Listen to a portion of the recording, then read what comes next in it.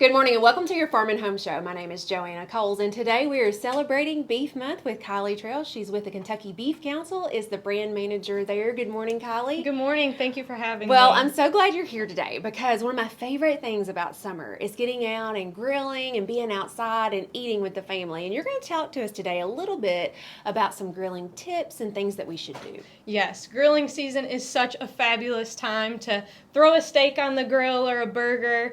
We have some burger sliders here, a top round steak over there, and we're going to talk about some tips and tricks for your entire summer of grilling. Absolutely. Now, the first thing we probably need to talk about with grilling is what are the cuts, because not everything we can grill without any preparation. For sure. So right here we have a top round, which is a tougher cut. You're going to want to marinate that.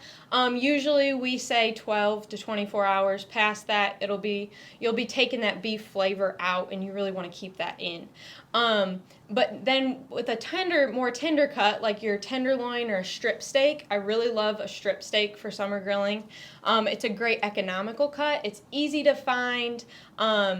And it's already tender, so you can just put some salt and pepper on it if that's how you want to roll, or you can, get a little fancy and choose a fancier rub to stick right on there, but then just pop it right on the grill. Absolutely. Now with our steaks, since they're a whole cut, what temperature do we want to get these to? So with these, we want to get them to 145. Now that's going to be medium rare.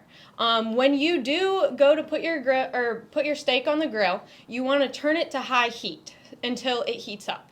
And then once it's been heated up for about 5 minutes or 10 minutes, just depending on your grill. And then you're going to want to turn it back down to medium heat or medium high heat.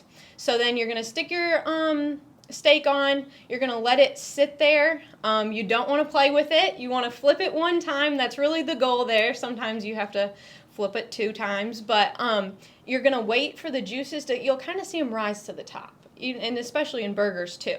So then after that, you're going to flip it once. And then after, 10, 12 minutes, it'll just depend on how big and thick your steak is, really. You're going to take it with tongs, and right over here we're going to have a meat thermometer, and you're going to want to put it horizontally into the thickest part of the meat. So right there would be really where you would want to put it. And you're going to want 145 for medium rare, 160 for more of a medium. And if you've never tried it at 145, I would highly recommend just to try it because that is the best eating experience. For sure. And we hear a lot of people say, oh, well, I don't want the blood. I don't want to see that. But that's really not what this is. No. You mentioned the juices. So let's talk just a little bit about that. Yeah, so purge is one of the most common misconceptions I find. So that is actually 95% water and then a little bit of myoglobin in there. And that's what makes it look like that blood red. Especially when you're walking into a meat case. That's what you're going to see, soaked up under that steak. That's that myoglobin in water. And that's really just the protein in the meat that causes that cherry red color that we really love. So don't worry. Try your steak just once, and then if you don't like it, go back to your well done. But I promise, I think it's a better And then I will experience. say, when you do pull it off, make sure to rest. Because we don't want to lose all that nice, juicy flavor. You want to make that rest. And some of it's going to come out, just like on this plate you see here. But once you cut into it, after 5 or 10 minutes after that steak's rest, it'll still keep some of that juice to make that a great eating experience. And you mentioned one thing about cutting your steak, and that's cutting it against the grain. And for people who might not know what that is, what does that mean? Yeah, so the way the fibers run in that muscle, usually it's pretty obvious.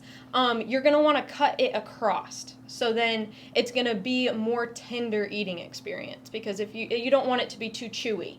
So, yeah. All right. Now, for our burgers, it's a little bit different. We want to get those to 160, right? Yes, we do. And so, basically, the same way with the meat thermometer. It's hard to tell just by eyeballing it. So, just to make sure, use that meat thermometer. And then a couple other things. So, over here, we have a lemon and some tin foil. Those are just to kind of clean off the grill if you're camping or whatnot. Absolutely. And, some people are concerned about the little fibers. This is a great way to avoid that and still get your grill clean. For sure. So, thanks for the tip, Kylie. If you have questions, you can always contact us here at the Extension Office, or you can contact the Kentucky Beef Council. We appreciate you watching the Farm and Home Show and hope you have a great day.